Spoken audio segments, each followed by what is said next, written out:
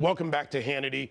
Earlier today, the Obama administration announced that it was extending the deadline to sign up for Obamacare one more day. Meanwhile, we also learned today that after much anticipation, President Obama did complete the process of enrolling in Obamacare, but he will not use it. Again, he will not use it, much like many of you Americans who have signed up, but are you able to use it? And the act of him signing up, well, it was all just a gimmick. Unbelievable. Here with reaction, radio talk show host Rusty Humphries and Democratic strategist Richard Fowler. Gentlemen, good evening. How are you? Great, David. Thank you. So first, to our Democratic strategist, is this a gimmick? After all, many Americans have enrolled in Obamacare, but the mechanism to actually use it doesn't exist. Why does it matter if the president did the same? Well, the mechanism to use it does exist, and that will, on January 1st, folks will be able to get their insurance card, they'll be able to go to the doctor, they'll be able to get the health care they desperately wanted for years and years and years in the past. I think what we saw from this president today was a commitment to the Affordable Care Act, saying, listen, there was some mistakes, there were some errors in how the website was set up and how the website was rolled out, but I believe in the system so much, and I think we're going to get this right. So therefore, I'm going to roll it. And listen, at the end of the day, David, the history will judge whether or not the first month or 2 or 3 months didn't work, but 3, 4, 5 years from now, when Americans can go to a doctor, when Americans can get health care, health insurance, that is what history will talk about. Well, we can't predict future history, Rusty, and so we can say that we don't know what will happen yet. To be fair on both sides, what will work, what won't work. But signing up for something you're not going to use is like walking into a store, it's Christmas season, and window shopping for something you want but not buying it. Unfortunately, every day, Americans who want Obamacare, and I'm speaking to those Americans, will need to use this system. Does that work out for them? Well, first of all, he cares so much about it that he didn't do it himself. He didn't sign up himself. He had one of his staff members do it. That's number one. Number two, wait until those people who sign up for Obamacare find out how much that deductible is. That's going to be something that is going to be a huge sticker shock. We all know it's coming. And David, you and I knew this was going to be a problem. Most conservatives knew it was a problem. The only surprise here is that people on the left are surprised that this is a problem. What's the real surprise here to you again, Richard? For our Democrat on the panel, you support this law, you support this entire Obamacare rollout.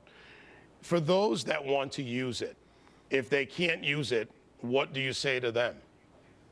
But let's be clear, David. I think there were issues with the rollout, and I think the rollout could have been done a lot better. So I don't know if I would say I necessarily support the rollout, but I support what the Affordable Care Act stands for and what it means. And the truth of the matter is that when individuals go into the marketplace and they go to the website or they go to a navigator in their local community or their local clinic, they know what their deductible is right off the bat. Right? Because they say, here's the paperwork, here's the policy you're signing up for, here's how much your tax credit is for the particular policy that you've signed up for, and now you have a chance to receive those benefits. Beyond that fact, we're only talking about a small population of the United States that actually will be part of the exchange. 85% of Americans already have health care through their employer.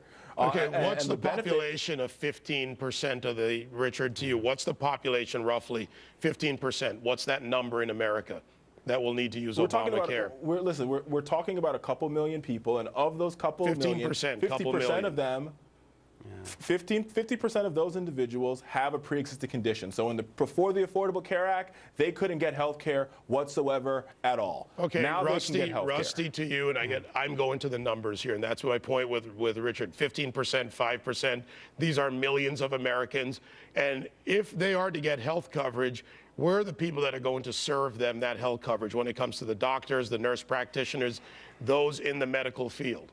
They don't exist. Well, David, where do they come from? Well, they don't. First of all, David, you just got back from Afghanistan. You know what it's like, and you've seen what it's like to have a really bad healthcare system, where in Afghanistan, for example, you have to walk 4 days to get a nurse at certain times. So there's things that we can do to fix our healthcare system, we all know, but it's not as bad as folks on the left would like to suggest. But here's something else that's very, very dangerous, and I am surprised that more people in Congress, even Democrats, aren't more concerned. We were told that the Affordable Care Act was a tax. That's why it got through. That's what the Supreme Court said it was. It was a tax. So now we have the President of the United States single-handedly deciding who is going to pay a tax and not pay a tax based on his whims. What is the next tax he's going to change? What is the next law he's going to change? This is a bad, bad precedent, whether it's for Obamacare or for anything else. You know what, Richard? I think that's a fair question, regardless of what side of the aisle you're on. Any president's ability to decide what to enforce or not to enforce with Americans. The executive is charged with enforcing the laws as they exist. Don't you have a problem with that as an American? Well, I think every time we pass meaningful legislation in this country, whether it be a stimulus package or whether it be an education bill, no, but the question is the president enforcing a law. Hold on a second now. Hold on. It is the job of the administration to write regulations for that particular law. And what this White House has done is they've tried to figure out how can they best implement the law. This is not a walk in the park. This is not a one type. We spent 50 years trying to fix our healthcare system. So this law is going to have to take some maneuvering. Okay, I've got 30 seconds. I've got 30 seconds left with Rusty. You're not really answering my question. Rusty, you're right, David, enforcing laws, whether it's immigration or Obamacare or otherwise, presidents walk all over this. It's not the executive's job to decide what to enforce. Go ahead, 30 seconds. That's correct.